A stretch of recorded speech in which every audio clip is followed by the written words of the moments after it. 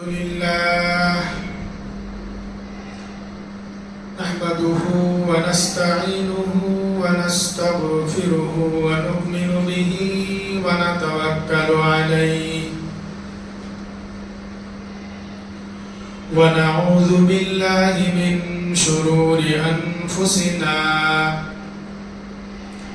ومن سيئات أعمالنا من يهده الله فلا مضل له ومن يضلله فلا هادي له أشهد أن لا إله إلا الله وحده لا شريك له وأشهد أن محمدا عبده ورسوله أما بعد فإن خير الحديث كتاب الله وخير الهدي هدي محمد صلى الله عليه وسلم وشر الأمور محدثاتها وكل محدثة بدعة وكل بدعة ضلالة وكل ضلالة في النار فقد قال الله تعالى في كلامه المجيد وفرقانه الحميد فأعوذ بالله من الشيطان الرجيم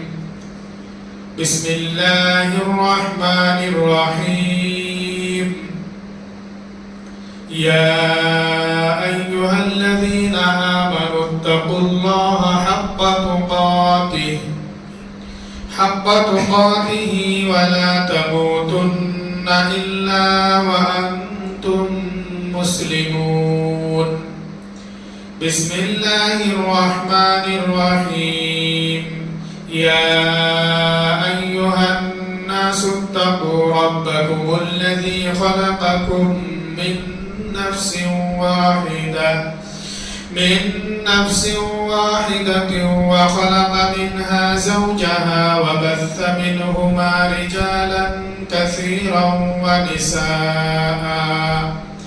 واتقوا الله الذي تساءلون به والأرحام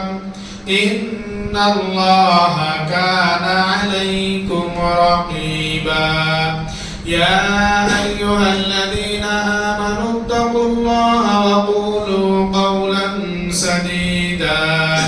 يصلح لكم أعمالكم ويغفر لكم ذنوبكم ومن يطع الله ورسوله فقد فاز فوزا عظيما قال الله تعالى لقد كان لكم في رسول الله أسوة حسنة رب اشرح لي صدري ويسر لي أمري واحلل عقدة من لساني يفقه قولي ربي زدني علما اللهم ربي زدني علما اللهم ربي زدني علما حاضرین جمعہ مصلیان کرام بزرگان دین نوجوان ساتھیوں پردہ نشین خواتین اسلام تمام قسم کی تعریف و توصیف کبریائی و بڑائی بزرگی اس رب العالمین کے لیے ہے جس نے ہمیں اور آپ کو جمعہ کی نماز ادا کرنے کے لیے مسجد تک پہنچنے کی توفیق دی ہے الحمدللہ۔ اس کے بعد بے شمار درود و سلام نازل ہو تمام انبیاء کرام علیہ السلام پر، بالخصوص ہمارے اور آپ کے پیارے نبی جناب محمد الرسول اللہ صلی اللہ علیہ وسلم پر۔ اللہم آمین۔ اللہم صلی علیہ، اللہم بارک علیہ وآلہ وصحبہ اجمعین۔ محترم سامعین و سامعات، اس سے پہلے کی جمعہ میں نے خطبہ کے دوران آپ حضرت کے سامنے رسول اللہ صلی اللہ علیہ وسلم کے اعلیٰ اخلاق کے بارے میں کچھ باتیں رکھا تھا کہ رسول اللہ صلی اللہ علیہ وسلم کے بارے میں کفار مکہ نے بھی یہ شہادت دی ہے، گواہی دی ہے کہ اللہ کے رسول صلی اللہ علیہ وسلم نبوت سے پہلے، نبی اور رسول ہونے سے پہلے بھی کبھی جھوٹ نہیں بولتے تھے، کبھی دھوکہ نہیں دیتے تھے، کبھی گالی غلوچ نہیں کرتے تھے، کبھی امانت کی خیانت نہیں کرتے تھے، بلکہ آپ صلی اللہ علیہ وسلم ہمیشہ سچ بولا کرتے تھے۔ آپ نہایت امانت دار تھے، یہاں تک کہ ابو سفیان نے بھی یہی گواہی دی کہ نبی اکرم صلی اللہ علیہ وسلم نبوت سے پہلے کبھی جھوٹ نہیں بولتے تھے اور آپ نہایت امانت دار تھے، یعنی کفار مکہ میں آپ صلی اللہ علیہ وسلم نبوت سے پہلے بھی صادق اور آمین کہہ کر مشہور تھے۔ محترم حضرات، آج بھی میں نے رسول اللہ صلی اللہ علیہ وسلم کے کچھ اخلاق و کردار کے بارے میں آپ حضرات کے سامنے کچھ باتیں رکھوں گا انشاءاللہ۔ میں سب سے پہلے اللہ سبحانہ و تعالیٰ سے دعا کروں گا کہ اللہ تبارک و تعالیٰ مجھے قرآن اور صحیح احادیث کے مطابق بولنے اور ہم تمام کو سننے، سمجھنے اور اس پر عمل کرنے کی توفیق عطا فرمائے، اللہم آمین۔ محترم حضرات، اس سے پہلے بھی ذکر کیا گیا تھا کہ اللہ کے رسول صلی اللہ علیہ وسلم بہت ہی اعلیٰ اخلاق و کردار کے مالک تھے۔ آپ صلی اللہ علیہ وسلم کا اخلاق بہت ہی بلند اور مرتبہ والا تھا اور آپ مکہ میں صادق اور آمین کہہ کر مشہور تھے۔ محترم حضرات، اسی طرح سے حضرت خدیجہ رضی اللہ تعالی عنہا کی ایک شہادت سماعت فرمائیے۔ حضرت خدیجہ رضی اللہ تعالی عنہا نے بھی گواہی دیتے ہیں کہ اللہ کے رسول صلی اللہ علیہ وسلم نبوت سے پہلے بھی جھوٹ بات نہیں کرتے تھے، حالانکہ آپ سچ کہا کرتے تھے، جیسا کہ بخاری و مسلم کی روایت ہے۔ جب رسول اللہ صلی اللہ علیہ وسلم پر سب سے پہلی وحی نازل ہوئی، آپ غار حرا میں تھے، وحی نازل ہونے کے بعد آپ صلی اللہ علیہ وسلم نہایت پریشانی کے عالم میں اپنے گھر پہنچے۔ آپ صلی اللہ علیہ وسلم جب اپنے گھر پہنچے تو بہت ہی پریشانی حالت میں تھے، یہاں تک کہ آپ صلی اللہ علیہ وسلم حضرت خدیجہ رضی اللہ تعالی عنہا سے کہتے ہیں کہ اے خدیجہ، مجھے تو میری جان پر بھی خطرہ ہے، مجھے ڈر محسوس ہو رہا ہے۔ آپ صلی اللہ علیہ وسلم گھبرا گئے تھے، ڈر گئے تھے، اپنی جانوں کے خطرہ احساس کیا کرتے تھے۔ جب آپ صلی اللہ علیہ وسلم نے خدیجہ رضی اللہ تعالی عنہا سے یہ بات ظاہر کی تو خدیجہ رضی اللہ تعالی عنہا کیا فرماتے ہیں؟ خدیجہ رضی اللہ تعالی عنہا نے کہا، ہرگز نہیں، اللہ کی قسم آپ کو خوشخبری ہو، آپ کے لیے بشارت ہو، اللہ کی قسم اللہ سبحانہ و تعالیٰ آپ کو ضائع نہیں کرے گا، آپ کو برباد نہیں کرے گا، آپ کو رسوا نہیں کرے گا، آپ کو ذلیل و خوار نہیں کرے گا، کیونکہ آپ صلہ رحمی کرتے ہیں، آپ کبھی جھوٹ نہیں بولتے ہیں، آپ کبھی دھوکہ نہیں دیتے ہیں، ہمیشہ سچ بولتے ہیں اور آپ ضعیفوں پر، کمزوروں پر رحم کھاتے ہیں، ضعیف اور کمزور لوگوں کو مدد کرتے ہیں، یتیم اور مسکینوں سے محبت کرتے ہیں، آپ مہمان نوازی کرتے ہیں، بوجھ کو برداشت کرتے ہیں، دوسروں کے بوجھ اٹھاتے ہیں اور آپ بے سہارے کو سہارا دیتے ہیں، بھوکے کو کھانا کھلاتے ہیں۔ محترم سامعین و سامعات، اس حدیث مبارکہ میں ذرا غور کیجئے، ایک خاتون ایک عورت، ایک بیوی اپنے شوہر کو کس طرح سے اطمینان دلاتی ہے، ایک بیوی اپنے شوہر کو سکون دیتے ہوئے، تسلی دیتے ہوئے نصیحت کرتے ہیں، فرماتے ہیں کہ آپ کو اللہ ضائع ہونے نہیں دے گا، ہرگز نہیں، آپ کے لیے خوشخبری ہو، بشارت ہو، آپ کو اللہ تبارک و تعالی رسوا نہیں کرے گا، ذلیل و خوار نہیں کرے گا۔ کیونکہ کیا گواہی دیتے ہیں خدیجہ رضی اللہ تعالی عنہا کہ نبوت سے پہلے اللہ کے رسول صلی اللہ علیہ وسلم کبھی جھوٹ نہیں بولتے تھے، بلکہ ہمیشہ سچ ہی بولا کرتے تھے۔ نبوت سے پہلے بھی آپ صلی اللہ علیہ وسلم کبھی کسی کے ساتھ دھوکہ بازی نہیں کرتے تھے، امانت دار تھے۔ خدیجہ رضی اللہ تعالی عنہا کہتی ہے کہ آپ تو صلہ رحمی کرتے ہیں، رشتہ داری، رشتے کے حقوق کو نبھاتے ہیں، اور آپ بے سہارے کو سہارا دیتے ہیں، کمزوروں، مسکینوں، یتیموں پر محبت کرتے ہیں، ان کی مدد کرتے ہیں، بھوکے کو کھانا کھلاتے ہیں، مہمان نوازی کرتے ہیں۔ گواہی دیتے ہوئے حضرت خدیجہ رضی اللہ تعالی عنہا رسول اللہ صلی اللہ علیہ وسلم کو تسلی دیتے ہیں۔ اور اس حدیث مبارکہ سے بھی ہمیں معلوم یہ ہوا کہ نبوت سے پہلے آپ صلی اللہ علیہ وسلم بہت ہی سچے تھے، امانت دار تھے، جھوٹ نہیں کہتے تھے، اور لوگوں کی مدد کرتے تھے، بوجھ کو برداشت کرتے تھے، دوسروں کے بوجھ بھی اٹھاتے تھے، غریب مسکینوں کی مدد کرتے تھے، بھوکے کو کھانا کھلایا کرتے تھے، کمزوروں پر رحم کھایا کرتے تھے، بہت ہی رحم دل والے تھے۔ اسی طرح سے آپ صلی اللہ علیہ وسلم کے اخلاق کے بارے میں حضرت عائشہ رضی اللہ تعالی عنہا بھی شہادت دیتے ہیں۔ جب عائشہ رضی اللہ تعالی عنہا سے سوال کیا گیا، پوچھا گیا کہ آپ کے اخلاق کیسا تھا، آپ کے اخلاق کے بارے میں جب عائشہ رضی اللہ تعالی عنہا سے پوچھا گیا، حضرت عائشہ رضی اللہ تعالی عنہا کہتے ہیں کانا خلق القرآن، آپ کا اخلاق قرآن مجید تھے،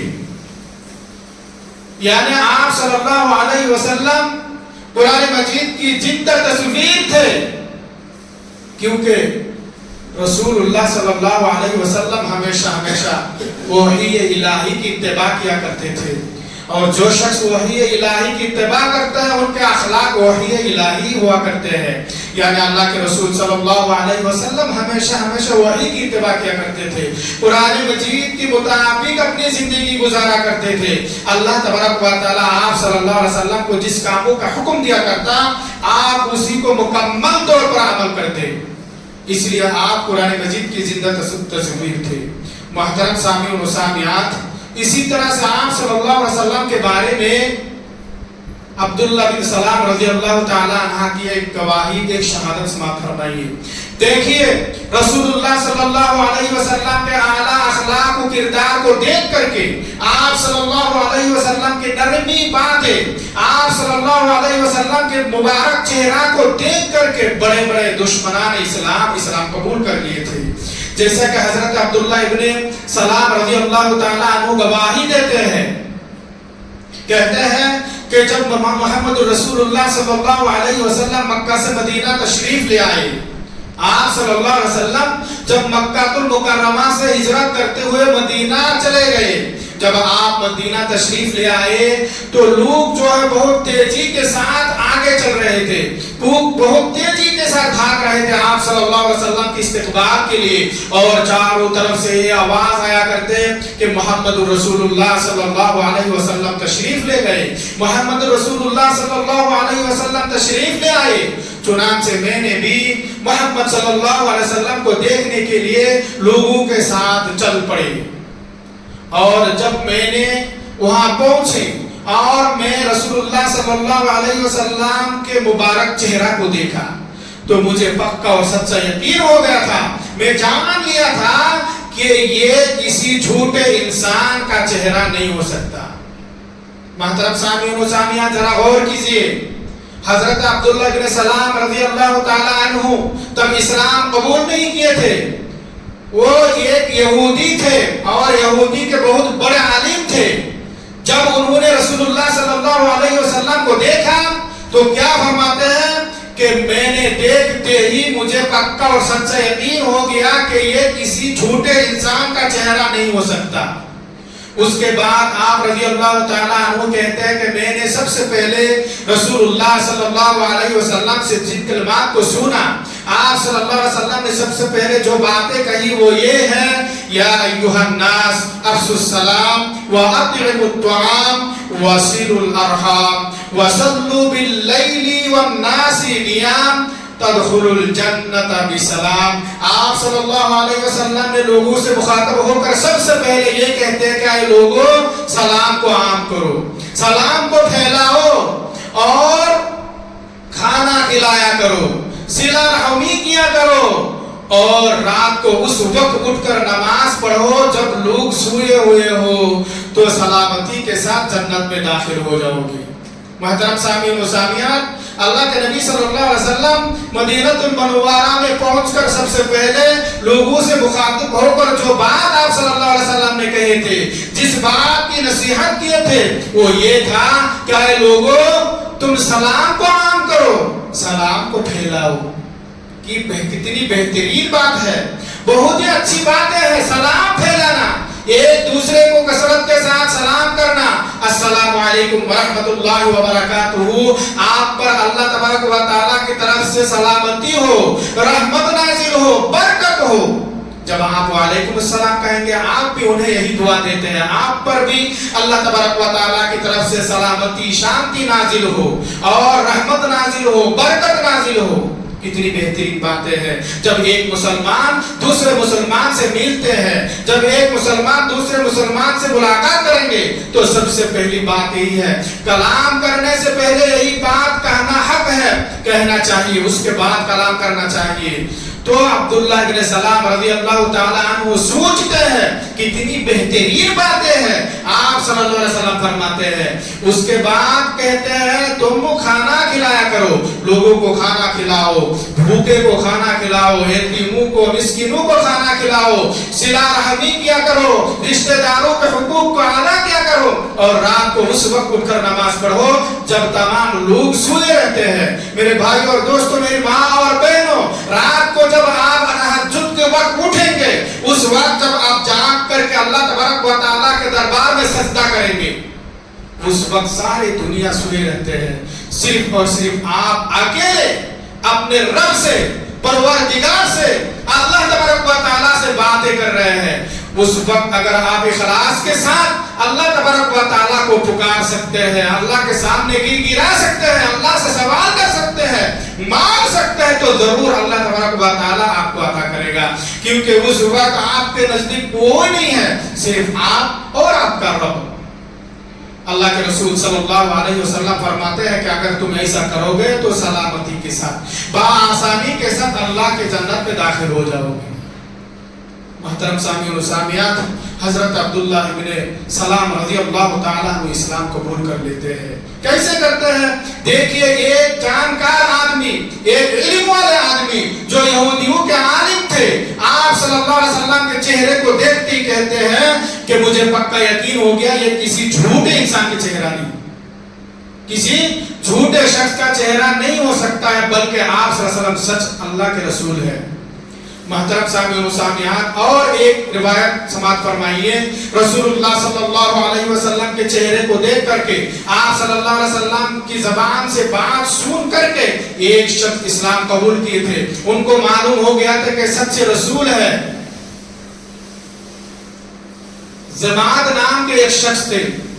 جو یمن کا رہنے والے تھے، یمن کے باشندہ تھے، ان کا کام یہ تھا جھاڑ پھونک کرنا، آسیب اتارنا، جن اور اثر کرنے والے شخص کو جھاڑ پھونک کر کے اس کو صحیح کرنا، جن و بت کو بھگانا۔ انہوں نے کہتے ہیں کہ جب میں نے مکہ المکرمہ میں آیا تو میں نے مکہ والوں سے سنا کہ مکہ میں ایک محمد نامی شخص ہے صلی اللہ علیہ وسلم، تو انہوں نے کہا کہ مکہ میں ایک محمد نامی شخص ہے جو پاگل ہے، دیوانہ ہے، مجنون ہے، نعوذ باللہ۔ آپ صلی اللہ علیہ وسلم نے مکہ والوں نے پاگل کہا، دیوانے کہا، مجنون کہا، بہت کچھ کہا۔ تو زماد کہتے ہیں کہ میں نے جب مکہ والوں سے یہ بات سنا تو میں نے دل ہی دل میں سوچا کہ کیوں میں محمد صلی اللہ علیہ وسلم تک نہ پہنچوں، اور اگر ہو سکے کہ میرے ذریعے سے انہیں کچھ کام آ جائے، فائدہ آ جائے، میں ان کا علاج کروں اور وہ اچھا ہو جائے۔ یہ سوچ کر میں خود پوچھتے پوچھتے محمد صلی اللہ علیہ وسلم تک پہنچا. محمد صلی اللہ علیہ وسلم تک پہنچ گئے. جانے کے بعد میں نے ان سے ملا, میں نے پوچھا کیا آپ کا نام محمد ہے صلی اللہ علیہ وسلم؟ آپ صلی اللہ علیہ وسلم فرماتے ہیں جی ہاں میرا نام ہی محمد ہے. تو انہوں نے کہتے ہیں کہ میں نے جب مکہ میں پہنچا تو مکہ والوں سے سنا کہ آپ کی جسم میں کچھ بیماری ہے, کیا میں آپ کی علاج کرا سکتا ہوں؟ کیونکہ میں علاج کرتا ہوں, جھاڑ پھونک کرتا ہوں, آنسیب اتارتا ہوں, جین بھوت اتارتا ہوں. تو اللہ کے رسول صلی اللہ علیہ وسلم بہت ہی بہترین انداز سے کہتے ہیں ان الحمدللہ نحمدہ ونستعینہ. یقیناً تمام تعریف اللہ تبارک و تعالیٰ کے لیے ہے اور ہم اللہ تعالیٰ ہی کی تعریف کرتے ہیں. وَنَسْتَعِينُهُ اسی سے مدد طلب کرتے ہیں. مَن يَهْدِهِ اللَّهُ فَلَا مُضِلَّ لَهُ. جس کو اللہ تبارک و تعالیٰ ہدایت دیتا ہے اسے کوئی گمراہ نہیں کر سکتا. وَمَن يُضْلِلْهُ فَلَا هَادِيَ لَهُ. اور جسے اللہ تبارک و تعالیٰ گمراہ کر دیتا ہے اسے کوئی ہدایت نہیں دے سکتا. اشہد ان لا الہ الا اللہ وحدہ لا شریک لہ. اور میں گواہی دیتا ہوں کہ اللہ کے سوا کوئی معبود برحق نہیں ہے, وہ ایک اور اکیلا ہے, اس کا کوئی شریک نہیں ہے. واشہد ان محمدا عبدہ ورسولہ. اور میں یہ بھی گواہی دیتا ہوں کہ محمد صلی اللہ علیہ وسلم اللہ کے بندے اور رسول ہیں.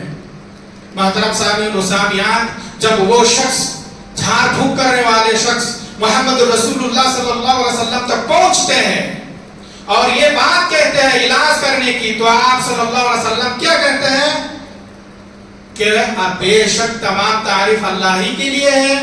اور ہم اللہ ہی کی تعریف کرتے ہیں اور اللہ تبارک و تعالیٰ ہی سے مدد طلب کرتے ہیں, مدد مانگتے ہیں.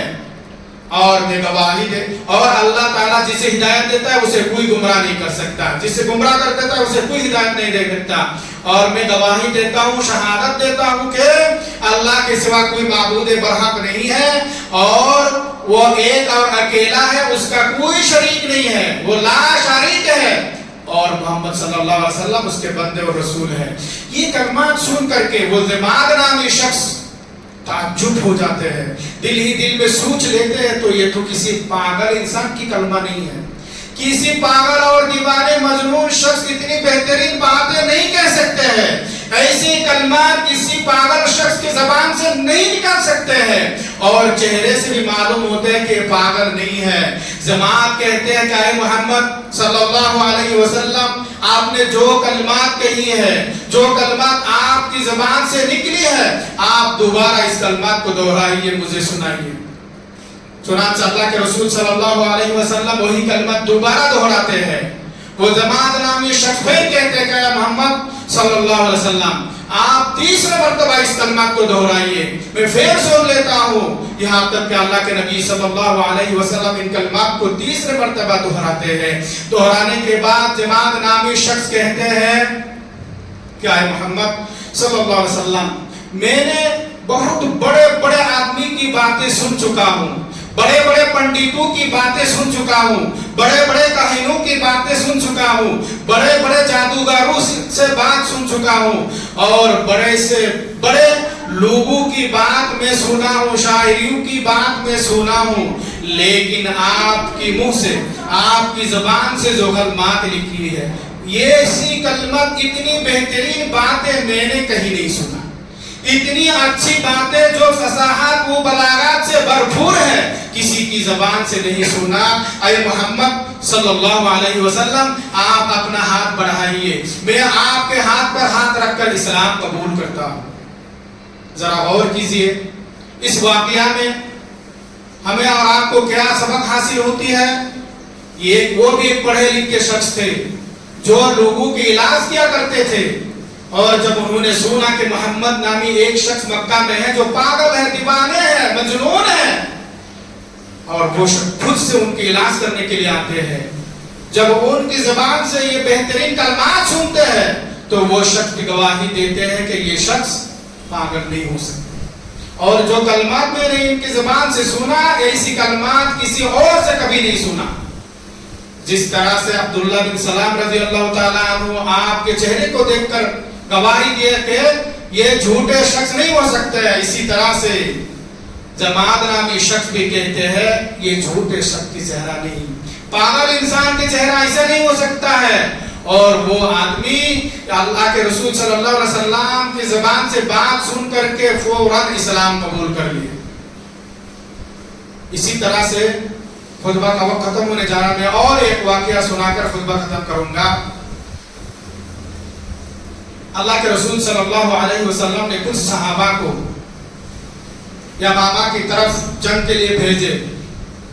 چنانچہ صحابہ کرام وہاں چلے گئے، جنگ لڑ کے جیت گئے۔ جب واپس آتے وقت ایک شخص کو گرفتار کر کے لائے جن کا نام سمامہ بن اسال تھا۔ سمامہ بن اسال جو بنو حنیفہ قبیلے کے سردار تھے، جنہوں نے اس سے پہلے بہت سارے صحابہ کرام کو قتل کر چکے تھے، شہید کر چکے تھے، دنیا سے رخصت کر دیے تھے، اور یہاں تک کہ رسول اللہ صلی اللہ علیہ وسلم کو قتل کرنے کی ارادہ سے گھر سے بھی نکل گئے تھے۔ وہ سمامہ بن اسال نامی شخص کو صحابہ کرام نے گرفتار کر کے لے کر آئے اور مسجد نبوی کے ایک کھمبے کے ساتھ باندھ دیا۔ باندھنے کے بعد اللہ کے رسول صلی اللہ علیہ وسلم سمامہ کے سامنے سے گزارتے ہیں، اور آپ صلی اللہ علیہ وسلم بہت ہی بہترین انداز سے سمامہ سے پوچھتے ہیں، سوال کرتے ہیں کہ اے سمامہ تمہارے پاس کیا ہے؟ سمامہ رضی اللہ تعالی عنہ کہتے ہیں کہ اے محمد صلی اللہ علیہ وسلم میرے پاس خیر ہے،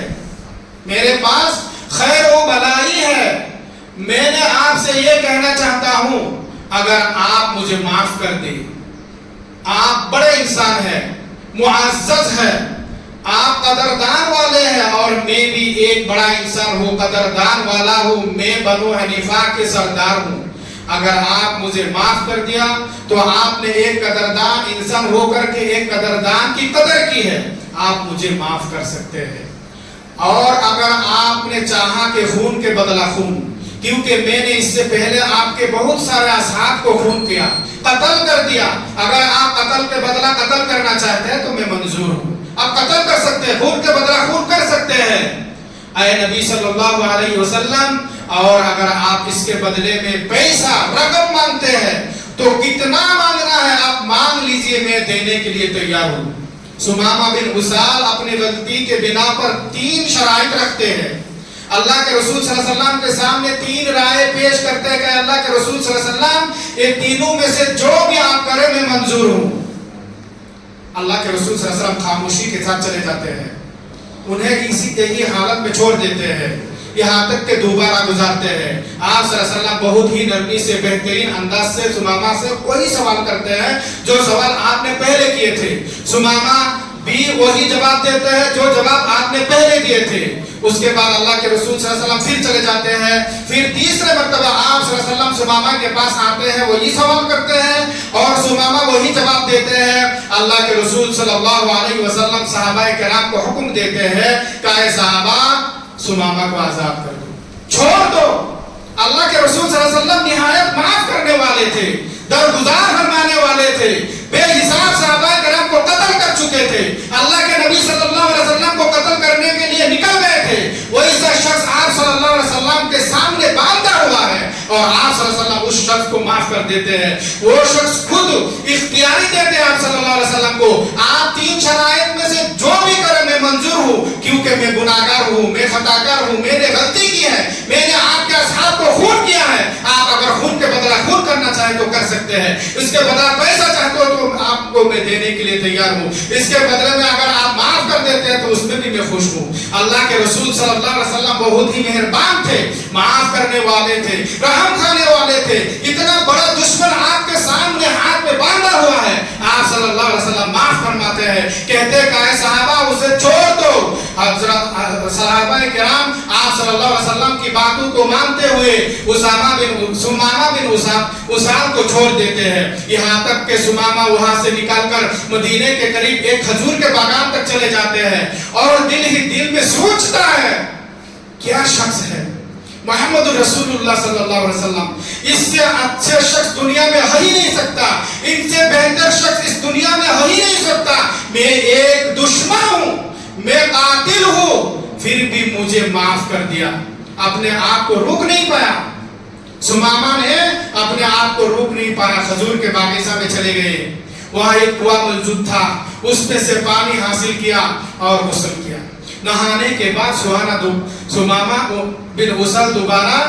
رسول اللہ صلی اللہ علیہ وسلم کی خدمت میں حاضر ہوتے ہیں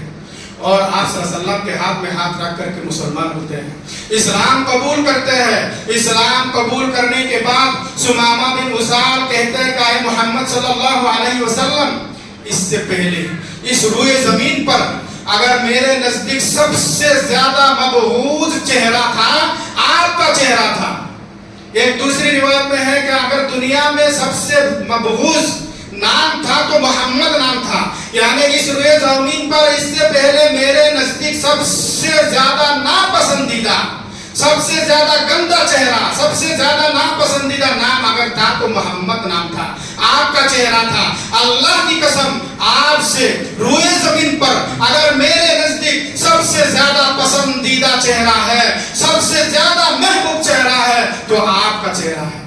اس کے بعد سمامہ بن اسل کہتے ہیں کہ اللہ کے نبی صلی اللہ علیہ وسلم، اس سے پہلے میرے نزدیک روئے زمین پر اگر کوئی دین سب سے زیادہ مبغوض تھا، سب سے زیادہ ناپسندیدہ دین تھا، وہ دین اسلام تھا۔ جب بھی میں دین اسلام کا نام سنتا تو میرے کو غصہ چڑھ جاتا تھا۔ اللہ کی قسم، آج کے بعد اگر اس دنیا میں روئے زمین پر ادیان میں سے، دینوں میں سے سب سے زیادہ پیارا دین، سب سے زیادہ پسندیدہ دین، سب سے زیادہ محبوب دین ہے تو دین اسلام ہے۔ اے نبی صلی اللہ علیہ وسلم، اللہ کی قسم، اس سے پہلے اگر میرے نزدیک سب سے ناپسندیدہ شہر تھا تو مدینہ تھا، آج کے بعد سب سے زیادہ پسندیدہ اور محبوب شہر مدینہ المنورہ ہے۔ اے اللہ کے رسول صلی اللہ علیہ وسلم، میں نے عمرہ کے لیے ارادہ کیا تھا، آپ کے اصحاب نے مجھے پکڑ کر لائے، گرفتار کر لیا۔ اللہ کے رسول صلی اللہ علیہ وسلم انہیں عمرہ کرنے کے لیے اجازت دے دیتے ہیں،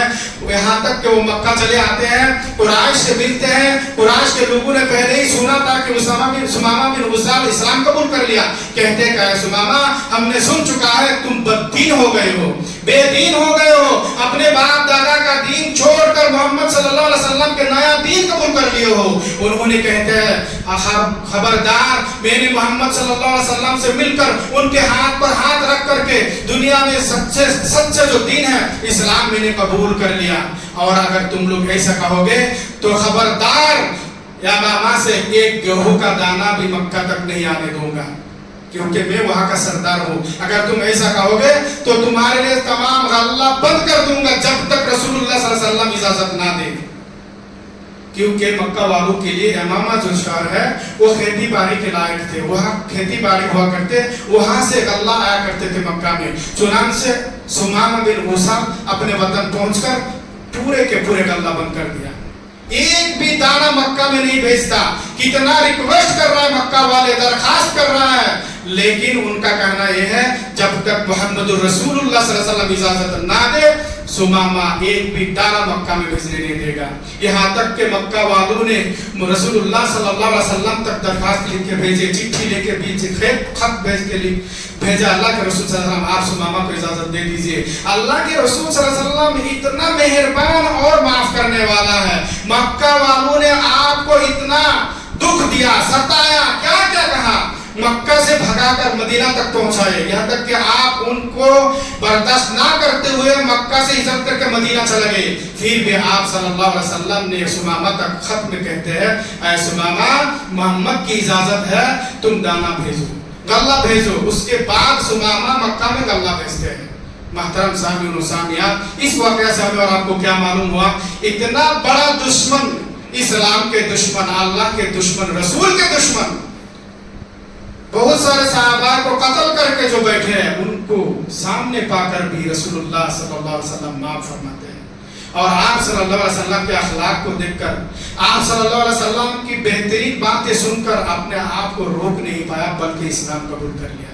یہ تھا رسول اللہ صلی اللہ علیہ وسلم کے اخلاق و کردار۔ آپ صلی اللہ علیہ وسلم کے اخلاق کو دیکھ کر دشمنان اسلام قبول کرتے تھے۔ آج ہمارے اخلاق ایسا ہونا چاہیے. آج ہمارے اخلاق کو دیکھ کر لوگ دور بھاگتے ہیں, قریب آئیں دور کی بات ہے. محترم سامعین, خطبہ کا وقت ختم ہو چکا ہے, اور باتیں انشاءاللہ آئندہ جمعہ میں ذکر کیا جائے گا. آج کے اس مختصر خطبے سے ہمیں اور آپ کو جو بات خصوصی طور پر معلوم ہوا ہے وہ یہ ہے کہ عائشہ خدیجہ رضی اللہ تعالی عنہ خود گواہی دیتا ہے کہ رسول اللہ صلی اللہ علیہ وسلم نبوت سے پہلے کبھی جھوٹ نہیں بولتے تھے, دھوکہ نہیں دیتے تھے, ہمیشہ سچ بولتے تھے, لوگوں پر رحم کھاتے تھے, لوگوں کی مدد کرتے تھے, بھوکے کو کھانا کھلایا کرتے تھے, امانت داری کیا کرتے تھے. اسی طرح سے عائشہ رضی اللہ تعالی عنہ گواہی دیتے ہیں کہ رسول اللہ صلی اللہ علیہ وسلم کا اخلاق قرآنی ہے. اسی طرح سے عبداللہ بن سلام گواہی دیتے ہیں کہ میں نے ان کا چہرہ دیکھتے ہی مجھے یقین ہو گیا یہ کسی جھوٹے انسان کا چہرہ نہیں ہے. زبان آجدی بھی یہی گواہی دیتے ہیں اور آپ کی کلمات کو سن کر ترنت اسلام قبول کر لیا. سمامہ بن وصال جیسے ایک بڑے دشمن بھی آپ صلی اللہ علیہ وسلم کے اعلیٰ اخلاق و کردار کو دیکھ کر, آپ کی بہترین باتوں کو سن کر اسلام قبول کر لیا. لہٰذا ہمیں اور آپ کو چاہیے کہ ہم سننے کے بعد آپ صلی اللہ علیہ وسلم کے اخلاق کو اپنائیں, ہمارے اخلاق کو بہترین سے بہترین بنائے, ہمارے لہجے کو, ہمارے زبان کو نرم بنا لے, لوگوں کے ساتھ بہترین انداز سے پیش آئے. اللہ تبارک و تعالیٰ سے دعا ہے کہ اللہ ہم تمام کو رسول اللہ صلی اللہ علیہ وسلم کے اخلاق کو اپنانے کی توفیق عطا فرما. اے اللہ ہمارے اخلاق کو بہترین سے بہترین بنا دے. اے اللہ ہم تمام کو لوگوں کے ساتھ بہترین سے بہترین کے ساتھ پیش آنے کی توفیق عطا فرما. اے اللہ ہمارے بولی میں, ہمارے کلمات میں, ہمارے باتوں میں نرمی عطا فرما. اے اللہ ہم تمام کو زیادہ سے زیادہ نیک عمل کرنے کی توفیق عطا فرما. اے اللہ ہمارے نیک عمل کو قبول فرما. اے اللہ ہمارے گناہوں کو معاف فرما, ہر قسم کے گناہوں سے, خرافات سے, شرک سے, بدعات سے محفوظ فرما. اے اللہ ہم تمام کو شیطان کی وسوسے سے محفوظ فرما. اے اللہ ہمیں تمام قسم کی مصیبتیں, پریشانی, بلا, تکلیف سے محفوظ فرما. اے اللہ ہم میں سے جو بیمار ہے انہیں جلد سے جلد شفا کاملہ عاجلہ عطا فرما. اے اللہ جو لوگ نماز قائم نہیں کرتے انہیں جلد سے جلد نمازی بنا دے. 5 وقت نماز پابندی کے ساتھ ادا کرنے کی توفیق عطا فرما. اے اللہ ہمارے روزی روٹی میں خیر و برکت عطا فرما, ہمیں حلال روزی کمانے کی توفیق عطا فرما. اے اللہ ہم میں سے جو لوگ گزر چکے ہیں, قبر کی زندگی میں ہیں, اے اللہ انہیں قبر کے عذاب کو معاف فرما. اللہم آمین یا رب العالمین.